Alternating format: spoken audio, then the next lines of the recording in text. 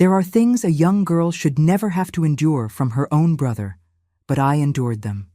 And today, at 72 years old, after decades of keeping this secret buried deep in my soul, I've finally found the courage to tell how my own brother became my worst tormentor, and how a brave teacher saved me when I thought there was no hope left. Good afternoon, my dears. My name is Leah Newman, but everyone here calls me Miss Leah or Grandma Lily. I was born in March 1952 in a small town in rural Georgia called Oakwood, where the sun beat down mercilessly and everyone knew everyone else's business going back to their great-grandparents.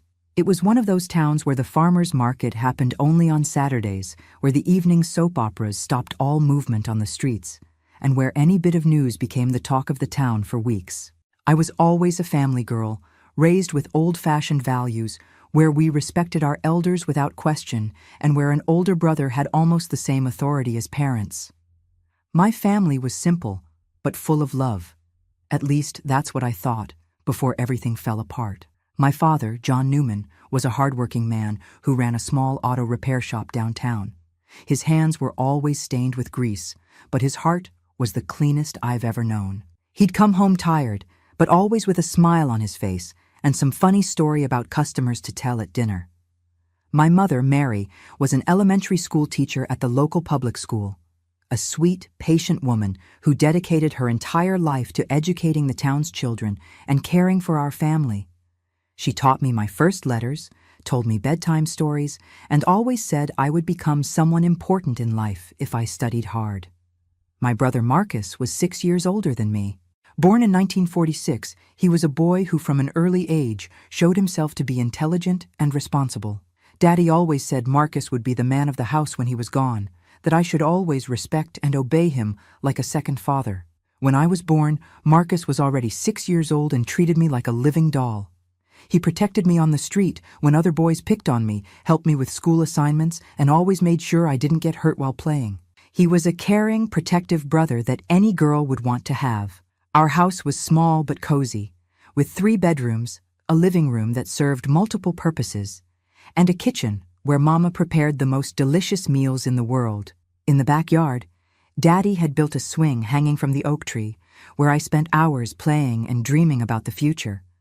We lived a simple but happy life. Daddy worked hard at the shop, Mama taught classes, and still found time to take care of the house and children.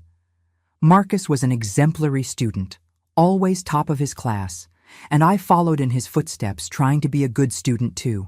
On Sundays, we all went to service at the Baptist church, then visited our maternal grandparents who lived in a small house on the other side of town. Grandpa Anthony was a man of few words but very affectionate, and Grandma Connie always had some special treat saved for Marcus and me. Life followed its quiet rhythm. Marcus grew up and became a young man admired by everyone in town. He was intelligent, well-mannered, helped Daddy at the shop, and everyone said he would be a successful man. I was growing up too, a cheerful 15-year-old girl who dreamed of becoming a teacher like Mama. It was 1967. I was in my freshman year of high school, studying at the same school where Mama taught. Marcus, at 21, had finished high school and was helping Daddy at the shop, with plans to get married soon to his girlfriend, a pretty girl named Rose. Everything seemed perfect in our family. Daddy was doing well with the shop, Mama was respected by the entire school community, Marcus was the pride of the family, and I was the pampered youngest child whom everyone protected and loved. Folks, tell me in the comments what city you're watching this old woman remember her story from. And if you're enjoying it, leave a like and subscribe to the channel. It gives me strength to continue sharing these difficult memories with you all. It was on a Friday in August 1967 that my life changed forever. I remember it like it was yesterday because it was the day before Daddy's birthday, and Mama had left school early to buy ingredients for the cake she was going to make on Saturday. They had gone together to Atlanta to pick up a part for the shop and take advantage of the trip to do some special shopping.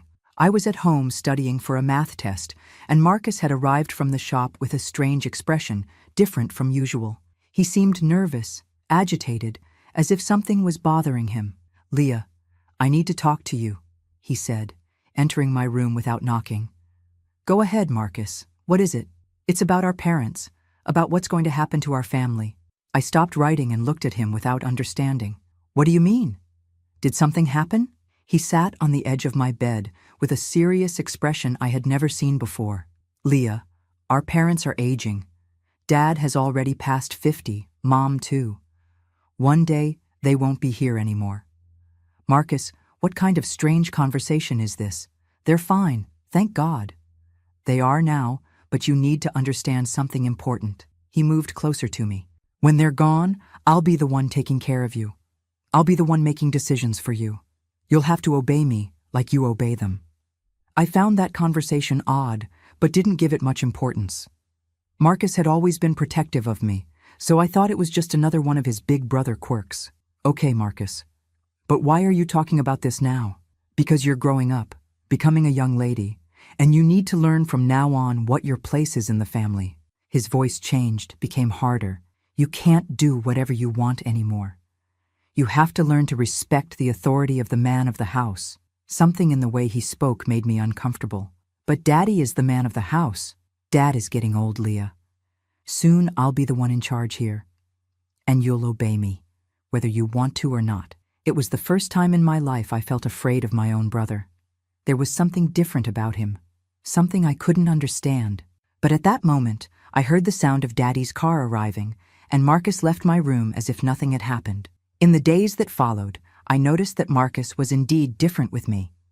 He started giving me orders as if he were my father, questioning my friendships, complaining about the way I dressed. When I complained, he said he was preparing me for life, that a girl my age needed discipline. Mom and Dad didn't notice anything because Marcus was smart. In front of them, he continued to be the perfect son, loving and respectful. With me, when we were alone, he showed a face I had never seen before.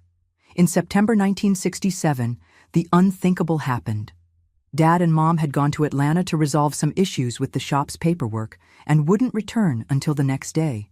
It was the first time I had been left alone in the house with Marcus for an entire night. During dinner, he was strange, saying little, looking at me in a way that made me nervous. After we finished eating, he said I had to wash the dishes and clean the kitchen by myself. Marcus, we always split these chores. Not anymore. From today on, you'll do the housework. It's a woman's obligation. But Mom always said that men and women have to share responsibilities. Mom is wrong. He slammed his hand on the table hard. Women serve men, and that's final. You'll do what I tell you. I was so frightened that I obeyed without questioning.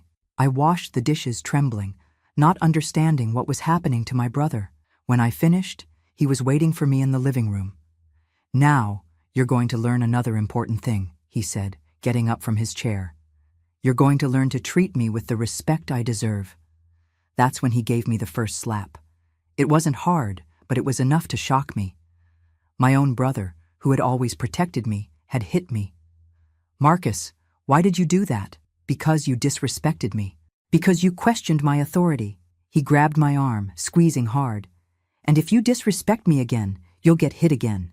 I ran to my room crying, locked the door, and spent the entire night awake, not understanding what had happened.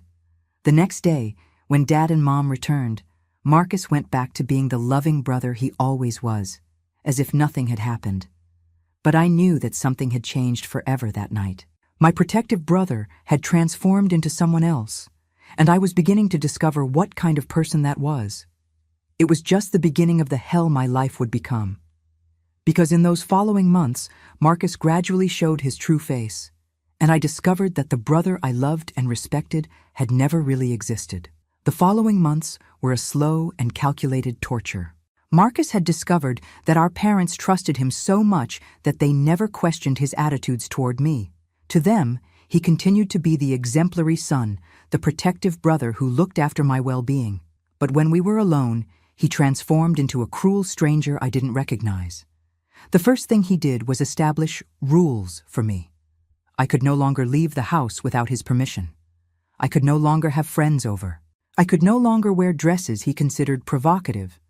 And gradually, any clothing that wasn't completely covered became provocative in his mind.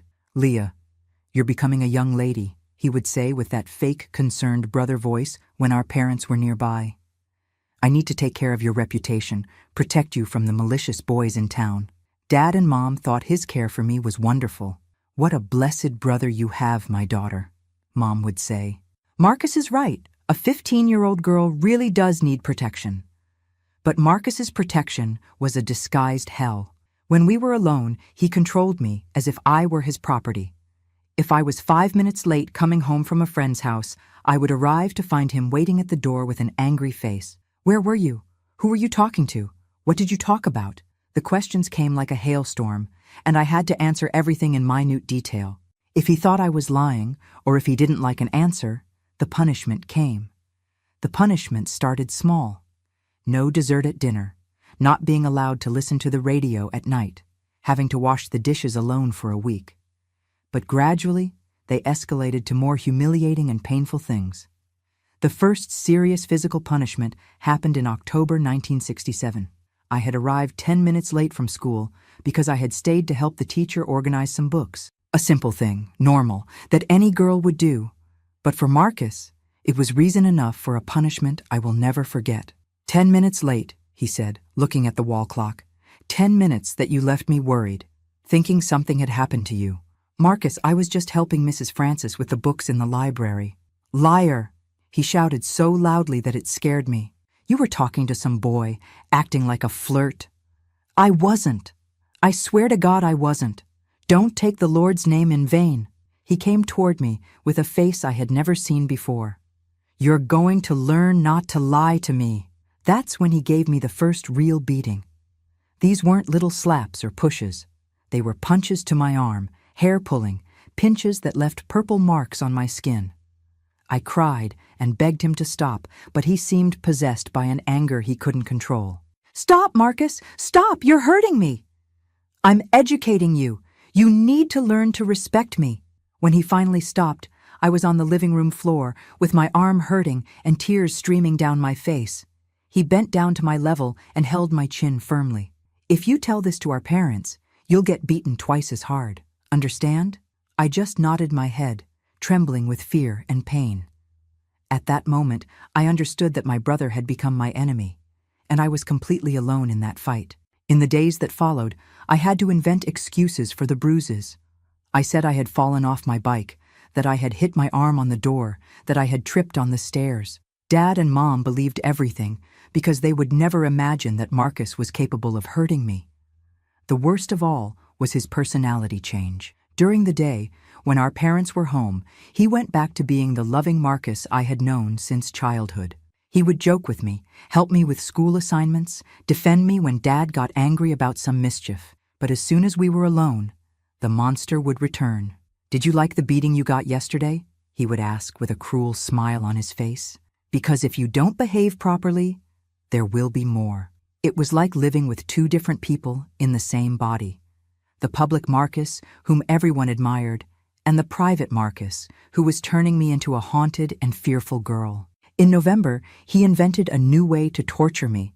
He started searching through my things when I wasn't home, reading my diary, going through my drawers, checking my school notebooks, looking for notes from boys or anything he could use against me. One day, he found a letter that my friend Connie had given me at school. It was a silly, teenage letter where she told me she liked a boy in the class and wanted to know if I thought he liked her too. Normal stuff between 15-year-old friends. But to Marcus, that letter was proof that I was going astray, becoming a frivolous girl who only thought about dating. When I got home from school that day, he was waiting for me in the living room with the letter in his hand. "What is this?" he asked, waving the paper in front of me. My heart froze. "It's a letter from Connie. A letter talking about boys. You two are at school talking about boys instead of studying. Marcus, it's nothing serious. It's just friend stuff." Friend stuff? He tore the letter into little pieces in front of me. "It's slut stuff, that's what it is." The word hit me like a slap in the face. My own brother had called me a slut because of an innocent letter from a friend. "You're not going to talk to this Connie anymore," he ordered. "And I don't want you receiving letters from anyone anymore. If I find out you're exchanging notes with anyone, you'll see what's good for you." From that day on, I lost the right to privacy. Marcus ransacked my room every week, read all my notebooks, checked the pockets of my clothes. I felt like a prisoner in my own home. At school, I started isolating myself from friends. I could no longer participate in conversations about boys, could no longer receive notes, could no longer do anything that could be interpreted as frivolous behavior. The girls in my class started to think I was strange, and gradually I became alone. "Leah is different," I heard Connie commenting to another classmate. "She seems to always be worried about something." It was true. I lived worried. Worried about not arriving home late. Worried about not saying anything that could irritate Marcus. Worried about hiding the marks he left on my body. Worried about maintaining the facade that we were a happy family. Christmas 1967 was torture. We had the traditional dinner at home, with grandparents and some uncles and aunts. Everyone praised how Marcus was a dedicated brother, how well he took care of me. If they only knew that the day before he had locked me in my room for 2 hours because I had been delayed at the pharmacy. "Marcus is an example of a brother," Uncle Severino would say. "Leah is lucky to have someone who looks after her so much." I smiled and agreed because I had no choice. But inside, I was screaming for help. I wanted to tell someone what was happening, but who would believe me? Marcus was perfect in everyone's eyes. I would be seen as an ungrateful girl who was making up lies about her exemplary brother. In January 1968, things got even worse. Marcus started controlling even what I ate. If he thought I was too fat, he would forbid me from eating dessert. If he thought I was too thin, he would force me to have seconds even when I wasn't hungry. "Men like beautiful women," he would say, looking me up and down as if I were an animal at the market. "You need to maintain your figure if you want to find a decent husband someday." The irony was that he wouldn't even let me talk to boys, but he was always talking about the future husband I should attract. It was as if I existed only to serve men. First him, then the husband he would choose for me. His fits of rage became more frequent and more violent. Anything served as an excuse: a poorly washed dish, a low grade at school, a 5-minute delay at the bakery, and always, it was followed by the same threat. "If you tell anyone, it will be worse for you. Nobody will believe you anyway. Everyone knows I'm an exemplary brother." And he was right. Marcus had built such a solid reputation in town that it would be impossible to convince anyone that he was capable of mistreating me. To everyone, he was the responsible young man who took care of his little sister with love and dedication. In February 1968, something happened that changed everything. Marcus announced that he was going to marry Rose in June. At first, I thought it would be my salvation. With a wife to take care of, he would leave me alone. But I soon discovered I was wrong. "After I get married," he said during one of our private conversations, "you will continue to obey me. Rose will understand that I am the man of the family and that you have to respect me. If you try to take advantage of her presence to challenge me, you'll see what's good for you." I realized that marriage wouldn't free me from him. On the contrary, it would give me one more person to deceive, one more witness to the perfect brother facade that he performed every day. It was at this time that I started thinking about running away.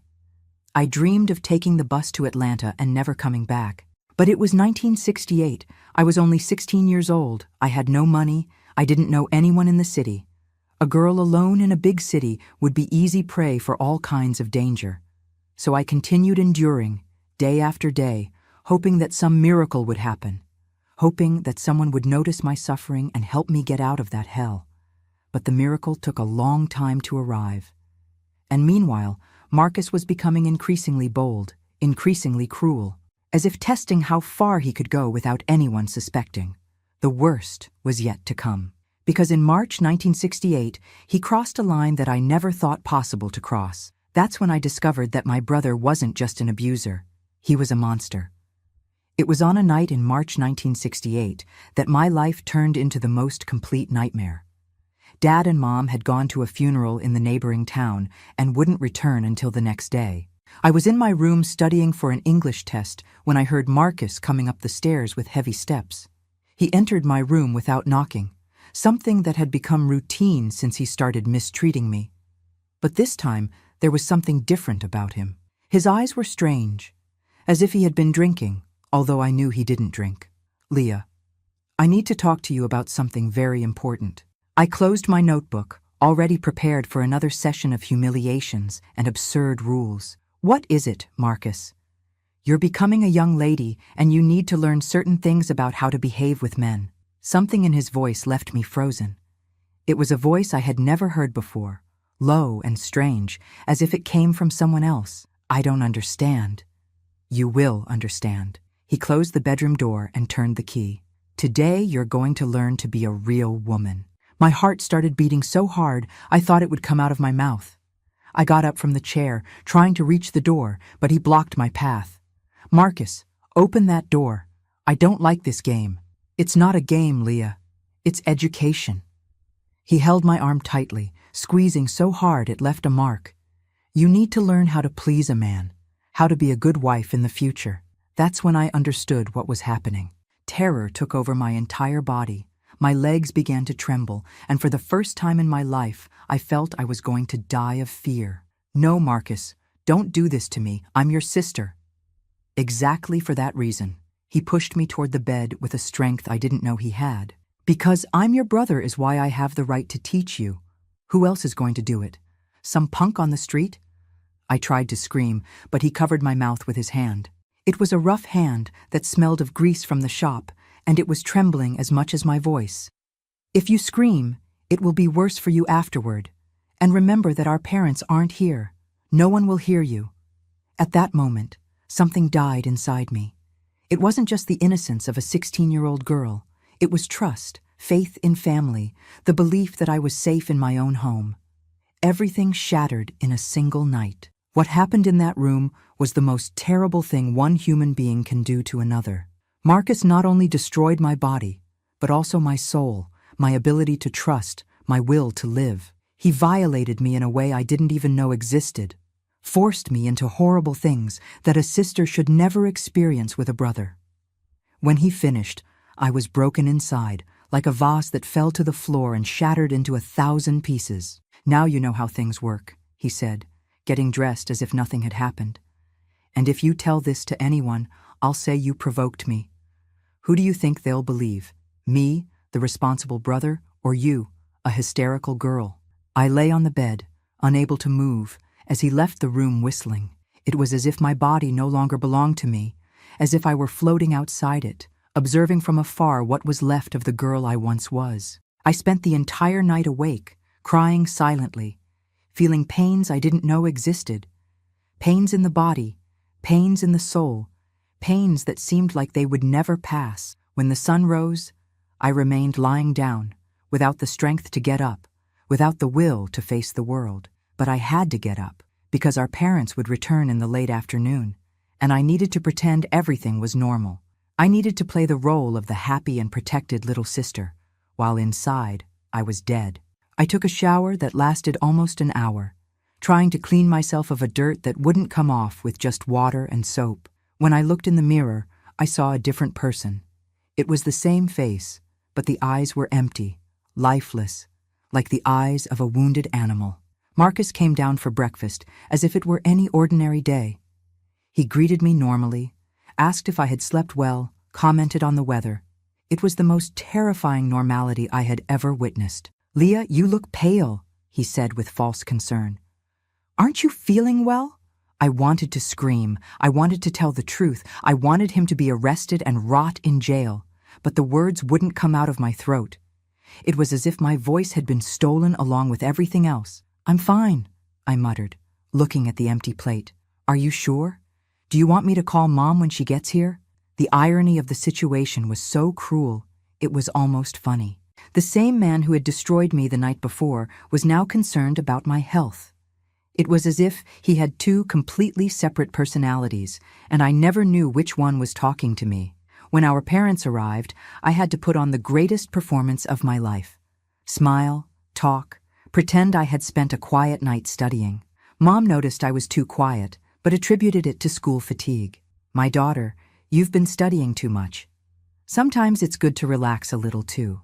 If she only knew what kind of relaxation her eldest son had given me the night before. The following days were psychological torture.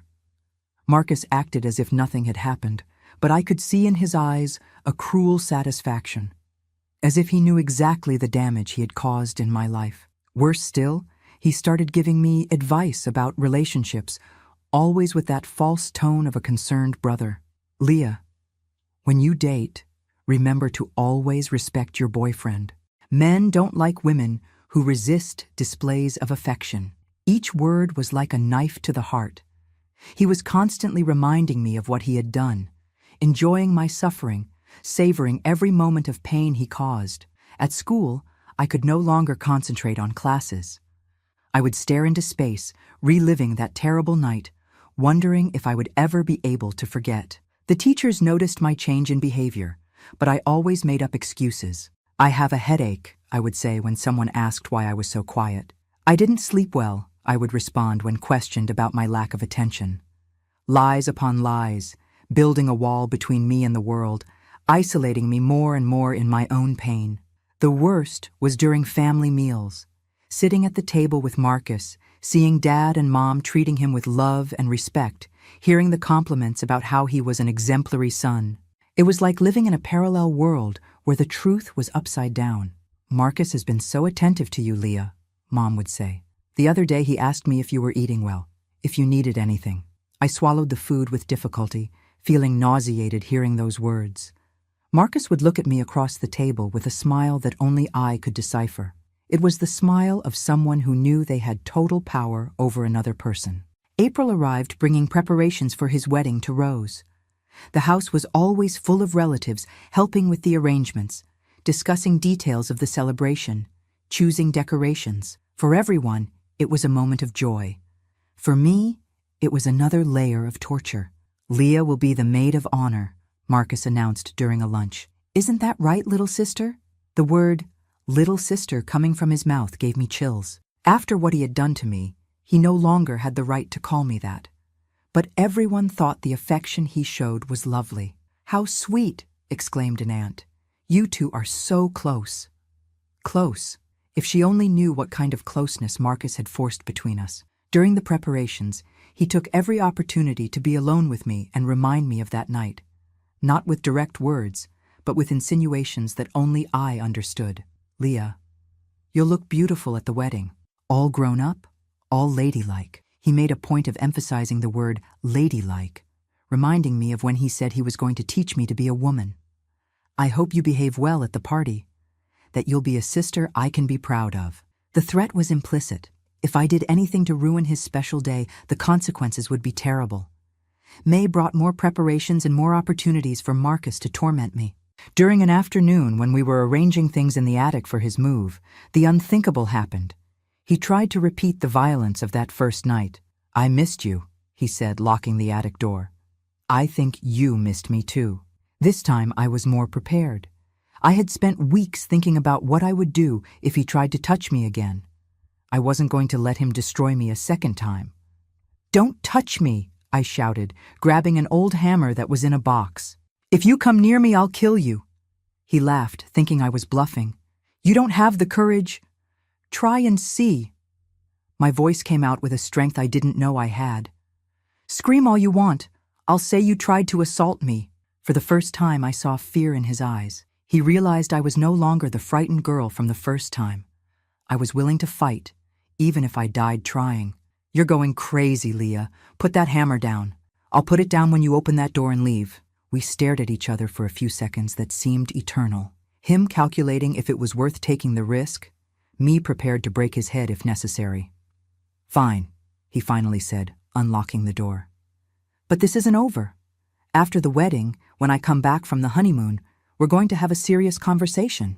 He left the attic, leaving me trembling with fear and anger. I had won that battle, but I knew the war was far from over. Marcus had made it clear that he considered having rights over me, and that the wedding wouldn't change that.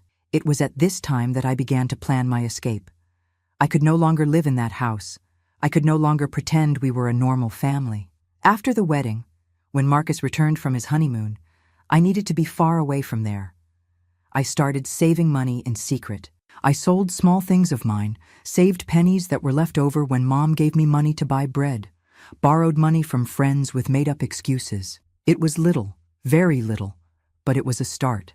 I also began researching about Atlanta, about how I would get there, where I could stay, what kind of work a 16-year-old girl could find. This was difficult information to obtain in a small town in 1968, but I was determined. Marcus's wedding was scheduled for June 15th, 1968. There were just a few weeks left, and I was sure it would be my last chance to escape. If I couldn't run away before he returned from his honeymoon, maybe I would never have the courage or opportunity again. But destiny had other plans for me, because it was precisely at this time that I met the person who would change my life forever. Miss Helena, who came to our school to replace a colleague who had retired. Miss Helena was different from all the women I knew. She was 25, single, had studied in Atlanta, and had a way of looking at people that made you feel seen and understood. She wasn't just a teacher. She was a woman who understood other women. And it was she who, on a May afternoon, called me to talk after class and asked the question that changed everything. "Leah, can I know what's happening with you? I know it's none of my business, but I'm concerned. You used to be a cheerful and communicative girl, and for the past few months, you've become a shadow of yourself." At that moment, looking into Miss Helena's kind eyes, for the first time in months, I felt that perhaps there was hope. Perhaps there was someone in the world who could help me get out of that hell. But would I have the courage to tell the truth? Would she believe me? And more importantly, would she be able to protect me from Marcus's revenge when he discovered I had spoken? I looked at Miss Helena and felt something I hadn't experienced in months, a spark of hope. But along with that hope came paralyzing fear. What if she didn't believe me? What if she thought I was making up stories about my exemplary brother? What if she told my parents? "Miss Helena, I don't know if I can talk. Leah, look at me." She held my hands delicately. "I'm not like the other people in town. I come from Atlanta. I've studied. I've seen things that people here can't even imagine exist. If you're suffering from something at home, you can trust me." There was something in her voice that reassured me. It was as if she already knew my problem was serious, as if she had experience with difficult situations. "Miss Helena, if I tell you something, do you promise you won't tell anyone without my permission?" "I promise. And more than that, I promise I'll help you in any way I can." That's when it all came out. Months of repressed suffering, of fear, of humiliation, of pain. I told her about the mistreatment, about the control, about that terrible night in March. I cried as I hadn't cried since I was a child, feeling an immense relief for finally sharing that burden with someone. Miss Helena listened in silence, without interrupting me, without judging me. When I finished speaking, she had tears in her eyes, but her face showed determination. "Leah, what your brother did to you is a terrible violence. It's a sin and a crime, even if it's inside the home, even if it's your brother." These words hit me like lightning. In 1968, in a small town, these things weren't talked about. I knew what had happened to me was terrible, but I didn't know it was a crime. "Miss Helena, but nobody will believe me. Everyone thinks Marcus is perfect. I believe you.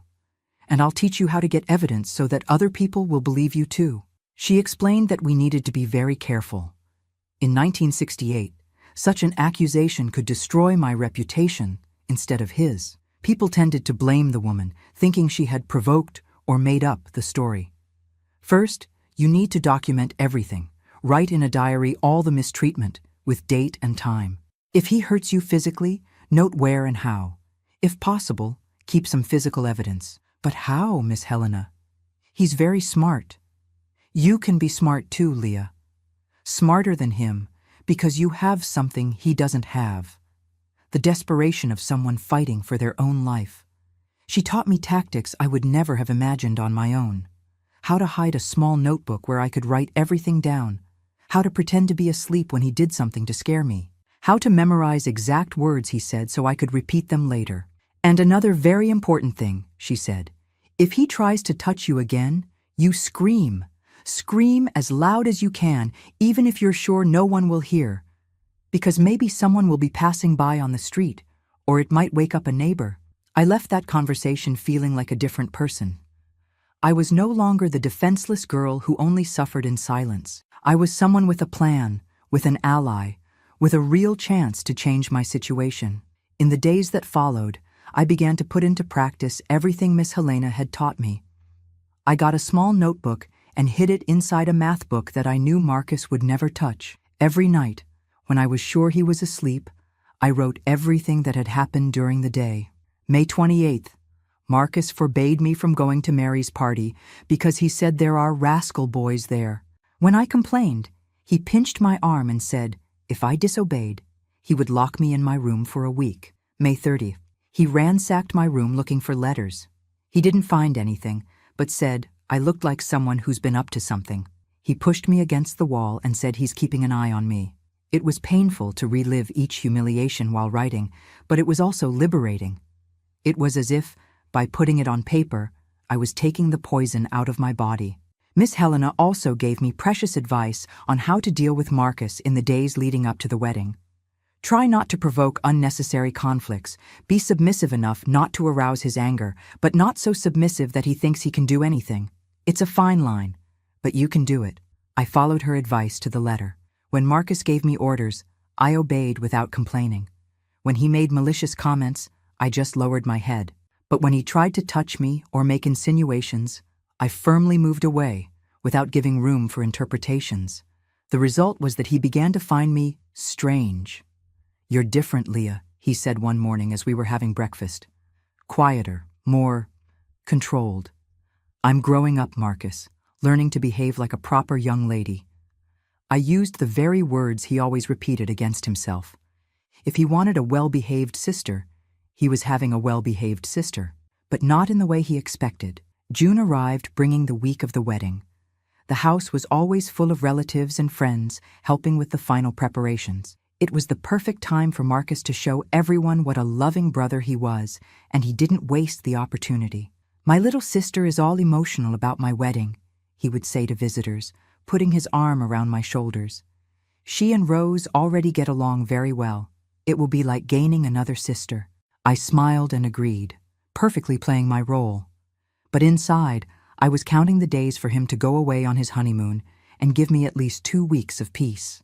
Rose was a sweet and naive girl who really believed Marcus was the perfect man everyone thought he was. During one of her visits to our house, she pulled me aside for a private conversation. Leah, I wanted to thank you for being so affectionate with me.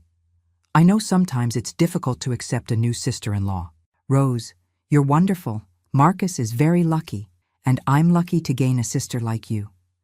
Marcus always talks about how close you are, how he protects and takes care of you. It's beautiful to see the love he has for you. If she only knew what kind of love Marcus felt for me. But I kept the smile and continued acting. Yes, he has always been very protective. After we come back from our honeymoon, I want you to always come to our house. I want us to continue being a united family.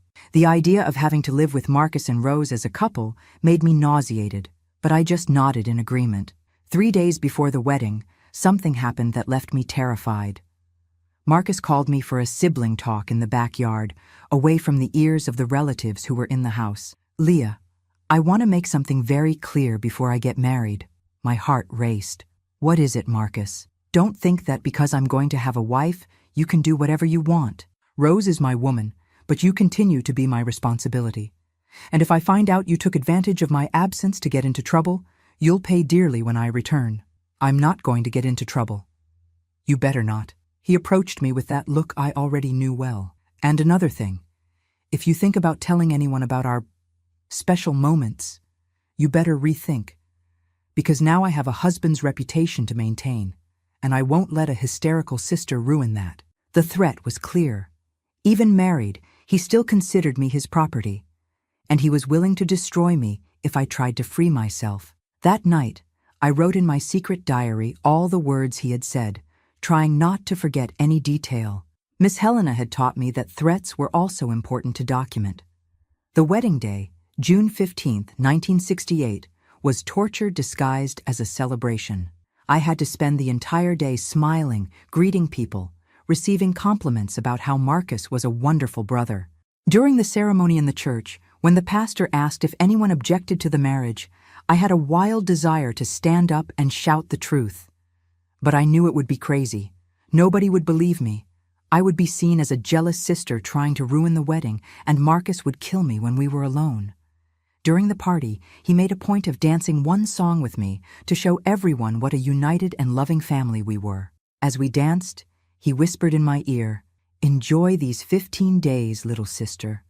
When I come back, we'll have a lot of time to talk." I pretended not to understand what he meant, but my blood froze. He was planning something for when he returned from his honeymoon, and I knew it wouldn't be anything good. At the end of the night, when the newlyweds left for their honeymoon in Atlanta, I felt such great relief that I almost collapsed. 15 days. I had 15 days of freedom ahead of me, and I was determined to enjoy every second. The day after the wedding, I sought out Miss Helena to tell her about the threat Marcus had made. She was concerned, but also determined. "Leah, these 15 days are our chance. Let's use this time to strengthen our strategy and get the evidence we need." She had thought of everything. During Marcus's absence, I should look for objects of his that could serve as evidence: letters, diaries, anything that showed his true character. I should also try to talk to other girls in town to see if anyone else had gone through a similar situation. And there's one more thing, Leah. I need to teach you some self-defense techniques. If he tries to attack you again when he returns, you need to know how to protect yourself. During those blessed 15 days, my life was transformed. I woke up without fear, ate without nausea, talked to people without having to measure every word. It was as if I had left a prison and could finally breathe fresh air. I also took the opportunity to investigate Marcus's room. At the bottom of a drawer, I found a notebook where he wrote intimate thoughts. Some pages horrified me. He wrote about me in a possessive and sick way, as if I were an object of his property. "Leah is getting too pretty. I need to be careful that she doesn't draw attention from the boys in town. She is my responsibility, and she needs to learn to obey me in everything." I mentally photographed each important phrase and ran to write it all down in my secret diary. It was the proof I needed that he saw me as property, not as a sister. I also talked to some girls my age, indirectly, trying to find out if anyone else had suffered any kind of violence at home. To my surprise, I discovered that 2 school colleagues were going through similar situations. One was regularly beaten by her father, another was harassed by an uncle. "But it's normal," one of them would say. "Men are just like that. We have to endure it." That's when I understood how special Miss Helena was. She didn't think it was normal. She knew it was wrong and was willing to help me change the situation. A week before Marcus's return, Miss Helena made me a proposal that changed everything. "Leah, I've made contact with my cousin John, who is a police detective in Atlanta. He is the father of 2 daughters and always gets very upset when he hears about cases like yours." My heart accelerated. "And so, Miss Helena, he can help you make an official complaint. With all the evidence you've gathered, we have a strong case. But you need to be sure this is what you want, because once the complaint is made, there's no turning back." It was the opportunity I had been waiting for months. The chance to finally free myself from the monster who lived in my own house. But it was also terrifying. I would be destroying my family's reputation and facing Marcus's fury. "Miss Helena, I'm afraid." "I know, but sometimes we need to face fear to conquer freedom, and I'll be with you every step of the way." I looked into the eyes of that brave woman who had appeared in my life like a guardian angel. I thought about all the humiliations I had suffered, all the fears I had felt, all the nights I had cried myself to sleep. I also thought about the future, how many other girls Marcus could hurt if no one stopped him. Maybe he would have daughters one day. Maybe he would do to them what he did to me. That's when I made the bravest decision of my life. "Miss Helena, I want to make the complaint. I can't stand living in fear anymore." She smiled and held my hands. "Then let's fight together. Marcus returns in a week, and by then we'll have everything organized to end once and for all this monster who hides behind the mask of the perfect brother."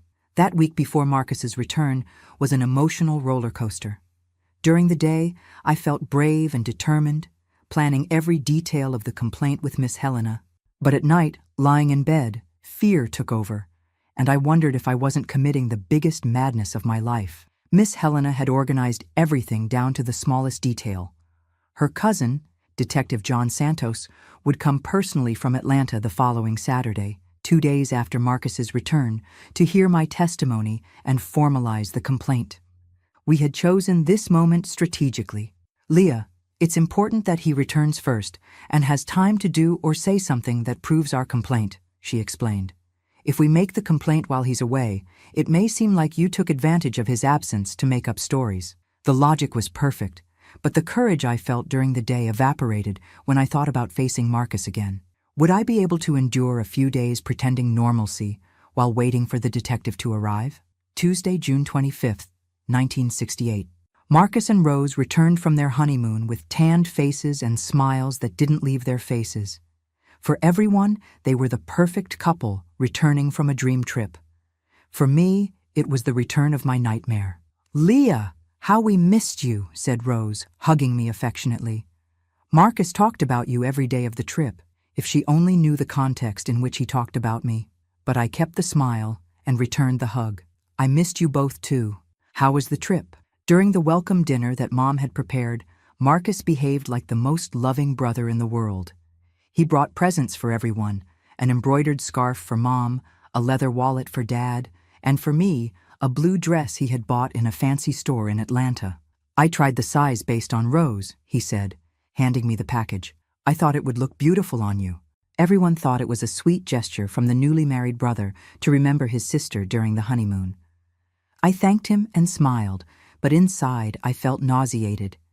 It was like receiving a gift from someone who had violated me. That first night, when everyone went to sleep, Marcus knocked on my bedroom door. My heart almost stopped. "May I come in? I want to talk to you." "You may," I replied, trying to keep my voice steady. He entered and closed the door behind him, exactly like that terrible night in March. But this time I was prepared. I had mentally rehearsed what I would do if he tried anything. "I missed you, little sister," he said, sitting on the edge of my bed. "You've grown even more in these 15 days. How was the honeymoon? Rose seems very happy." "It was enlightening." He looked at me in a strange way. It made me realize certain things about what I want from life. My blood froze. "What kind of things?" "You'll understand soon." He got up and walked to the window. "For now, I want to know how you behaved in my absence. I heard you were very quiet, hardly left the house." "There was no reason to go out. I preferred to stay helping Mom with the house." "Very good. That's how I want you to continue being, an obedient and well-behaved sister." He turned to me again. "Because now that I'm married, I have even more responsibility with our family. And I can't allow you to do anything that stains our reputation." The threat was subtle, but it was there. He had returned even more controlling, even more possessive. The wedding hadn't changed anything. On the contrary, it seemed to have worsened his thirst for dominance. "I understand, Marcus." "Great. Tomorrow we'll have more time to talk. Rose is going to visit her family, and we'll have the house just to ourselves, like in the old days." When he left the room, my hands were trembling so much that I could barely hold the pen to write down the conversation in my secret diary. Old days could only mean one thing. He was planning to violate me again. That night, I couldn't sleep. I kept mentally reviewing everything Miss Helena had taught me about self-defense, about how to scream to draw attention, about how to use household objects as weapons if necessary. The next morning, Wednesday, Rose left early to visit her parents, as Marcus had predicted. Dad and Mom went to work normally. We were left alone in the house for the first time since he had returned. During breakfast, he was strangely silent, observing me with that look I already knew well. It was the look of a predator, studying its prey. "Leah, after you finish washing the dishes, I want you to come to my room. I need to show you some things I brought from the trip." My stomach turned. "What kind of things?" "You'll see." He got up from the table, passed behind my chair, and put his hands on my shoulders. "They are educational things." I washed the dishes with trembling hands, knowing that when I finished, I would have to face whatever he was planning. But this time, it was different. This time, I knew that in 2 days the detective would come, and all of this would end. When I went up to his room, I found Marcus sitting on the bed with some photographs spread out beside him. Photographs of half-naked women that he had secretly bought in Atlanta. "Sit here beside me," he said, patting the bed. I want to teach you some things I learned on my honeymoon. Marcus, I don't want to see those photos. I'm not asking for your opinion. His voice changed immediately, becoming hard and threatening. I'm giving an order. Sit here now.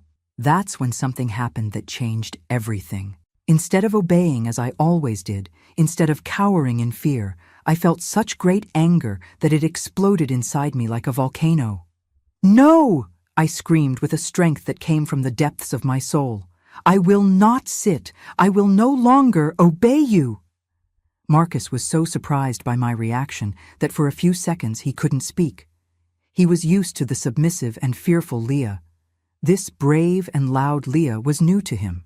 What did you say? He asked, slowly getting up from the bed. I said no. I will no longer accept you treating me like your object. I will no longer pretend that we are normal siblings. Have you gone crazy? Lower your voice before the neighbors hear. Let them hear. Let everyone hear what you did to me. You hurt me in a horrible way. You abused me. The words came out of my mouth like cannonballs. It was the first time I had spoken openly about it, and the effect was devastating.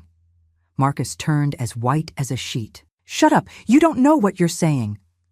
Yes, I do. I know very well. You raped me in March. You beat me. You humiliated me, and I have evidence.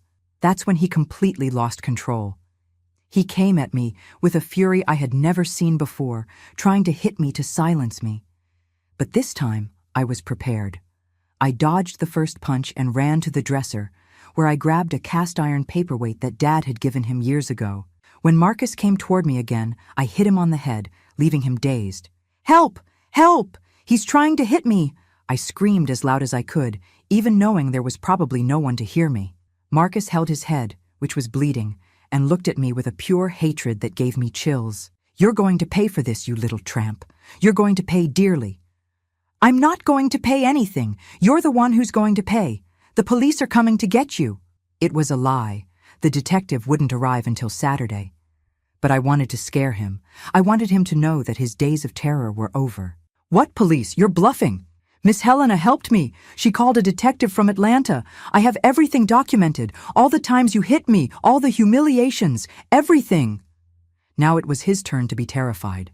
I realized I had hit the nail on the head.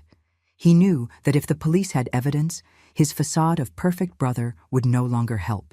What documentation? Where is this evidence? You'll never know, but it's safe. And if you lay a finger on me again, tomorrow I'll hand everything over to the police. Marcus stood in the middle of the room, with blood dripping from his forehead, processing what I had just said. For the first time in my life, he was afraid of me. Leah, let's talk calmly. You're confusing things. I'm not confusing anything. I know very well what you did to me, and now everyone will know too. I left his room running and locked myself in my own room, trembling with adrenaline and fear. I had burned my bridges. There was no turning back. It was declared war between us, and one of us would come out destroyed from that battle. For the rest of the day, Marcus stayed in his room, probably planning his next move. When Rose returned from her parents' house, he made up an excuse about having fallen and hit his head to explain the wound. What a scare, my love. Are you sure you don't need to go to the doctor? No, it was nothing. It's already better. During dinner, he would look at me sideways, trying to decipher if I really had the evidence I had mentioned. I maintained the most serious face possible, as if I were the owner of secrets that could destroy him. That night, I couldn't sleep again. I knew I had provoked the beast, and now it was wounded and furious. The next few days would be crucial. I needed to hold firm until Detective John Santos arrived. Thursday dawned tense. Marcus tried various approaches to discover where my evidence was. Sometimes he tried to be affectionate and persuasive, sometimes threatening and intimidating. But I didn't yield an inch. Leah, you know I'm your brother, right? That I've always taken care of you? Sometimes we disagree, but deep down, we love each other. I know exactly who you are, Marcus, and I know exactly what you did. All right. But tell me one thing. Where did you hide these papers you said you have? That's something you'll never know. It was an intense psychological game. Him trying to break me trying to resist. But I had an advantage he didn't know about. I was sure I was on the right side, and that gave me a strength he couldn't understand. Friday was even more tense. Marcus realized he couldn't intimidate me into revealing where the evidence was, so he changed strategy. He began to plan how to discredit my version when the time came. You know, Leah, if you really made some complaint against me, it will be very sad for our parents to discover they have a lying and ungrateful daughter. They'll discover they have a son who raped me. Nobody will believe you. I'm a married man, respected, who dedicated his life to taking care of the family. You're a problematic teenager who is making up stories to get attention. His words hurt me because I knew there was a grain of truth in them. It really would be difficult to convince people. But Miss Helena had prepared me for this. Maybe. But let's see what happens when the authorities examine the evidence. Saturday, June 29th, 1968. The day of truth had arrived. Miss Helena met me in the church plaza after the morning service, as we had arranged. She was accompanied by a tall man of about 45, with graying hair, a serious demeanor, but a kind look. Leah, this is my cousin, Detective John Santos. He came especially from Atlanta to hear your story. My heart was beating so hard, it felt like it would come out of my mouth. After months planning that moment, it had finally arrived. Young lady, said the detective with a firm but gentle voice, my cousin has told me a little about your situation. I know it must be very difficult to talk about this, but I need to hear your complete version of the facts. I'm afraid. I know you are, but that's exactly why I'm here, to ensure you are protected and that justice is done. I have 2 daughters your age, and I get outraged when I hear about cases like this. We went to Miss Helena's house, where I spent the next 3 hours telling everything. Every detail, every humiliation, every aggression. Detective John Santos noted everything meticulously, asking specific questions that showed his experience. When I showed him my secret diary with all the records, I saw in his eyes the confirmation that we had a solid case.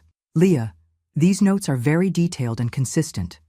Along with your testimony, we have enough material for a formal complaint. And now, what will happen? Now, we're going to your house, and we're going to confront your brother. If everything you told me is confirmed by the evidence, he will be arrested today. This was it. The moment I had dreamed of and feared at the same time had arrived. In a few hours, my life would change forever. And Marcus's too. As we walked to my house, I thought about Dad and Mom. How would they react to discovering that their exemplary son was a monster? How would they deal with the destruction of the perfect family image we had built? But I couldn't think about that anymore. I had come too far to back down now. It was time to face the monster once and for all. When we arrived at the house, we found Marcus on the porch talking with some neighbors about plans for the new house he intended to build. When he saw me arriving accompanied by Miss Helena and an unknown man, his face completely changed. Leah, who are these people? Detective John Santos introduced himself with authority. I am Detective John Santos from the Atlanta Police Department. I need to speak with Mr. Marcus Newman about some serious accusations that have been made against him. The world stopped. The neighbors looked at each other without understanding anything. Marcus turned as white as paper, but tried to maintain his composure. Accusations? What kind of accusations? Better we talk in private. Can you accompany us? We entered the house, and Dad and Mom were called. What followed was the most difficult scene of my life. Seeing the shock on my parents' faces when the detective explained the reason for the visit was devastating. "This is absurd," shouted Marcus. "My sister is making up stories.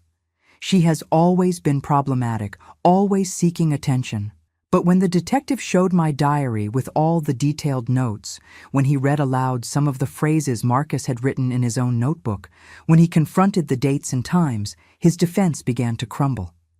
Dad cried in silence. Mom repeated, "It's not possible, it's not possible," like a desperate prayer. Rose, who had arrived in the middle of the confusion, was in a state of total shock. The decisive moment was when the detective asked to examine Marcus's room. There he found not only the notebook I had seen, but also other mementos he kept of me. A lock of my hair, a photo of me sleeping that he had taken in secret, letters I had written to friends and that he had intercepted. "Marcus Newman," said the detective with a firm voice, "you are under arrest for the crimes of domestic violence, abuse, and threats against a minor." When the handcuffs clicked on his wrists, I felt such great relief that I collapsed in tears. They weren't tears of sadness, but of liberation. After more than a year living in hell, I was finally free. Marcus was tried 6 months later. With all the evidence we had gathered, he was sentenced to 5 years in prison. Rose asked for an annulment of the marriage, and our family was never the same. Dad and Mom needed a lot of time to process what had happened. In the beginning, there were moments of denial, of guilt, of shame, but gradually they understood that I was the victim, not the culprit. Miss Helena became much more than a teacher. She became my second mother, my great friend, my savior. Without her, I would never have found the courage to denounce Marcus. Today, at 72 years old, I can say that that decision to confront my abuser was the most important of my life. It wasn't easy. I had to go through therapy for years, rebuild my self-esteem, learn to trust people again. But I succeeded. I got married at 23 to a wonderful man who respected me from day one. We had 3 beautiful children, whom we raised with love and without violence. I became a teacher like my savior Helena, and for 40 years I helped other girls who were going through similar situations. Marcus served his sentence and left prison in 1973. He tried to reconnect with the family, but I made it clear that there was no possible forgiveness. He moved to another state, and we never had contact again. The lesson I want to leave you with is, never accept violence, no matter who it comes from. It doesn't matter if it's a father, brother, husband, boyfriend. Violence is not love. It's not care. It's not protection. It's a crime. If you or someone you know is going through a similar situation, report it. Seek help. Talk to teachers, police officers, social workers. Don't stay alone in this fight. And always remember, you are not to blame for anything. The only guilty one is the person who commits the violence. Dear folks, if this story touched you in any way, please leave a like on this video and subscribe to our Grandparents' Tales channel. You don't know how much it gives me strength to continue sharing these difficult memories, but ones that can help other people. Because life teaches us that there is always a way out. There is always hope. Sometimes it comes disguised as a brave teacher, sometimes as a dedicated detective, sometimes from our own inner strength that we didn't even know existed. Thank you for accompanying me on this painful but necessary journey. Until the next story, and remember, you are stronger than you imagine.